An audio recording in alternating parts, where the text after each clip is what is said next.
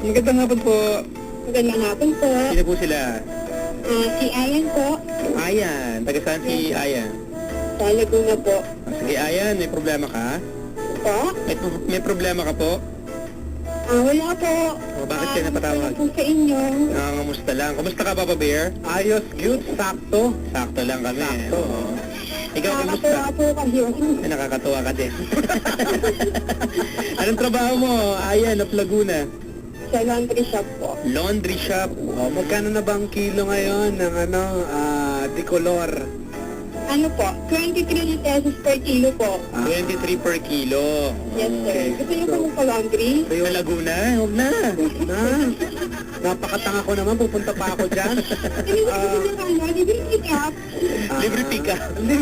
Cute. Niloloko mo kami. Paano Speaking of ba- laundry shop, Ah. kanina galing ako sa laundry shop ko, sarado pa. Hindi pa tatatapos yung damit ko. Ang dami kasi ang weekend eh. Mga 10 kilos yung pina-laundry ko. Wow! Nagkabakan ako eh. Sir, try nyo rito. Oo, sige, try namin dyan kapag pag napapasyal kami dyan, ha? Sige, sir. Ano ba, masaya ba ang buhay sa laundry shop? Masaya po na mahirap. Anong mahirap sa pagiging isang staff sa isang laundry shop?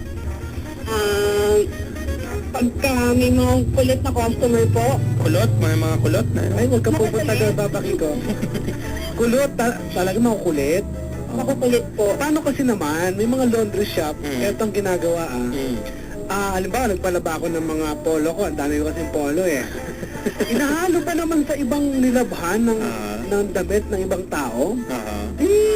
Madumi, di ba? Ganun ba kayo? Hindi po.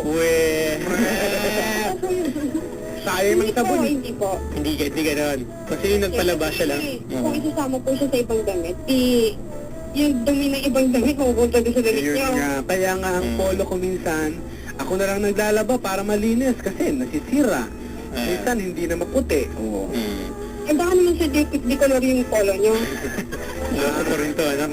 Meron na ba kayo na-experience dyan? Nagpalaba sa inyo ng plain? Pag soli nyo, stripes na? Kaya checkered na, gano'n? Wala naman. Wala naman. Kaya yung design na Hello Kitty, naging Barney. Hindi Wala naman gano'n. Ano yung pinakamatinding reklamong natanggap nyo sa isang laundry shop? Sa laundry shop po, pagka minsan po may namimiss sila, pero naibabalik naman po agad. Yung bang mga brief nawawala din yon, yung mga bra ganon. Ay, hindi po. Walang nagpapalaban ng ganon. Meron po. Meron. Oo. Opo. Bakit? Anong nagiging dahilan? Bakit nagmi-miss? Minsan dito na mapunta yung damit ni Papa Kiko, napunta kay ganito, ganyan. Minsan po pagka, halimbawa po yung pagka nilabas siya sa dryer, tapos may kasunod ulit. Naiiwan. Minsan po kasi naiiwan sa loob ng dryer. Hindi naman nasusunog, naiiwan Hindi siya. naman po. Okay, kasi minsan na-experience ko kasi nagpa-laundry ako, pag balik sa akin, siyempre nakabalot yan. Oo. Pagbukas ko sa bahay, may panty. Baka naman po kasama yun sa laundry nyo. Ha? Baka naman po kasama yun sa laundry nyo. Hindi, wala naman akong panty eh. Wala naman. Pero nung ibinalik ko doon, sabi nung may-ari, ay sorry, akin yan. Oo. Sakin mo na kasi. Nagpapabati ako sa'yo, may message yun sa loob. Nakasulat, Papa Kiko, pabati naman kami sa laundry. Sa panty nilagay. Tapos hindi, no? Oo, matindi. Wala naman kayong gano'n. Wala naman po. Oo, sige. Anong sikreto nyo para malis yung mga stains man tawag? Oo, yan. Kasi may Yung mga... stains po. Oo, yung mga brief, may mga nicotine yan. Totohanan lang, ano? Totohanan, hindi naman naninigarilyo yan, pero may nicotine. O, ano ang pampaputi nyo dyan? Po? Ano ang pampaputi nyo sa may mga nicotine na, brief? Bleach. Bleach. Maganda ha. Galing. Siyempre hindi kayo, ano yung special offer nyo pa aside from, di ba, ipo-fold lang yan. Iba naman, may kasamang pagpaplansya. Opo. Ano yung mga iba't ibang mga offer nyo dyan? Meron po kami dry cleaning. Oh, may massage ba dyan? Ganon, walang dry cleaning. Opo. Tapos sa yung mga malalaking mga kumot, meron din kayo ganyan. Yes sir, meron din po. Mga comforter. Comforter. Ay, Okay. maganda pala dyan, ano? Kaya lang, lapit nyo eh. Siyempre laundry shop yan. Po yun. Laundry shop yan ate, siyempre business yan. Anong pangalan ng business mo? Okay lang, sige, anong pangalan ng laundry shop mo? Ay, Walang pangalan. Pangalan po, wag na po. Oo, okay lang, sige. Pero kailangan, kasi ang mga business, Papa Bear, kailangan meron tagline. Dapat. Ano ba Dapat, mga oh. pangalan niya? Halimbawa, yung mga bangko, di ba, you're in good hands Yeah. Wala po with... kami tagline. Ano, wala kayong tagline. Dapat ako, kaya naman pala kinukulang kayo eh. Dapat may tagline kayo. Halimbawa, laundry shop. Dumi mo, labak ko. Yung ganun, ano? Di ba? Libag mo, bahala ako. Ganun, di ba? Dapat meron kayong tagline dyan. Mag-isip kayo mabuti, ha? Anong, walang pangalan, pero may pangalan, Pangalan wala. po meron, pero tagline po kasi wala. Ano bang pangalan? Sabihin mo yung pangalan ng ano mo, laundry shop mo. Sure Care Laundry po. Ano? Sure Care Laundry. Sure K. Sure K. Sure K, Alan K. Sure K Laundry. Sure na care. Yun mo, yun. Sure ang care sa Sure K. Oh, ganun, ano? Yeah, sure ang K. Sure K. Oo, di ba? Ang damit mo, Sure K. Sure K, labad dami, labang oh. Ganun. Labanayad pa. Oh, di ba? Okay, salamat sa iyo, ha? Salamat po. Thank you. Ayan, mga nasa laundry shop. Nung minsan, nung naglalakad naman kami doon, merong isang saloon. Umingiti ka na kagad eh. May naroon akong salon talaga nakita. Pagpasok ko, papagupit kami ni Papa Toli. Bumalik kami. Bakit? Kasi ang lahat mga naka-wheelchair. Oo, talaga. Talaga? Nagulat ako, tinignan ko yung pangalan ng salon. Oh, ano? Kasi lahat naka-wheelchair. Nakalagay, salon po. Ayos ko. Trabaho ito.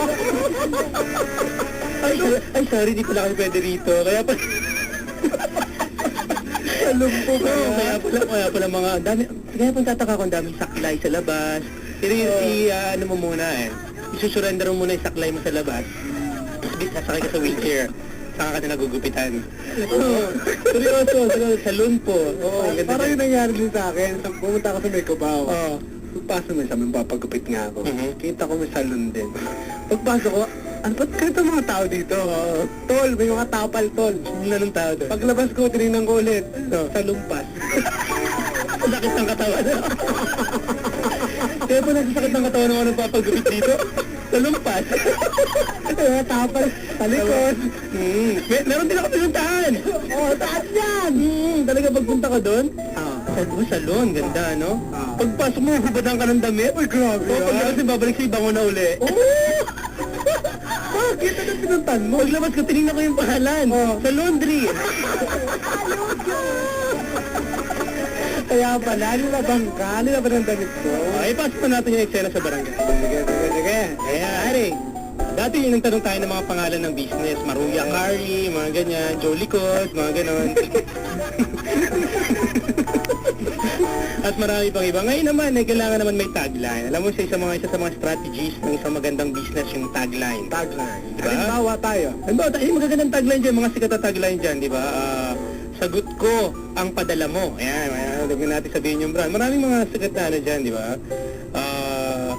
Di ba, yung Jolly Good nga, sikat na sikat yan, di ba? Jolly Good. Ano ba mga mga I love you Sabado sila dati. Yeah. Tagline. Okay, kung meron po kayong business ka barangay, sabihin ang pangalan ng business at syempre ilagay ang tagline. Okay, pwedeng seryoso, pwedeng medyo may kulitan ng konti, ano, para medyo catchy nga naman, kailangan makulit eh. No? Tagline po, mga kabarangay. Ano yung may gagaranti nyo sa inyong mga customers? Ano yung meron? Ano yung tagline ng inyong business? Mag-isip ng business. Usually kasi yung tagline, yun yung talagang servisyo nila, di ba? Mm. Yun ang may bibigyan nila. Tulad natin, Barangay LS 97.1, ayos cute. Ayan. Ayos cute talaga pag nakinig ka dito. Ayan, okay. So ano ang tagline ng business mo? Ipadala sa ating ICE text line. Ilagay lang po ang radio, lagay ng space. Great LSFM, space ang inyong mga reactions. Problema, pwede na rin. Maya-maya mag-rambo tayo. Send sa 2311 sa Globe PM at San 350 sa Smart and Talk and Text.